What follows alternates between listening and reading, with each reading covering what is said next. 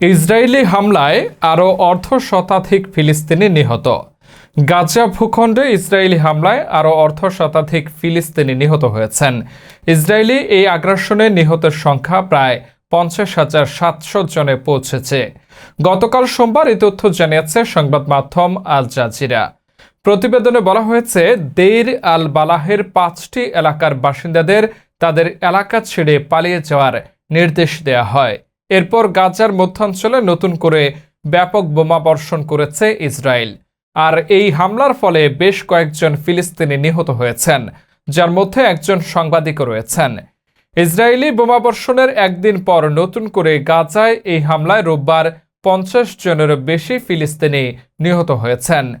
গত সপ্তাহান্তে ইসরায়েলি প্রধানমন্ত্রী বেঞ্জামিন নেতানিয়াহু মার্কিন প্রেসিডেন্ট ডোনাল্ড ট্রাম্পে গাজা ভূখণ্ড থেকে ফিলিস্তিনিদের উচ্ছেদের পরিকল্পনা বাস্তবায়নের প্রচেষ্টা চলাকালীন গাজার ওপর আক্রমণ আরও বাড়ানোর প্রতিশ্রুতি দিয়েছিলেন।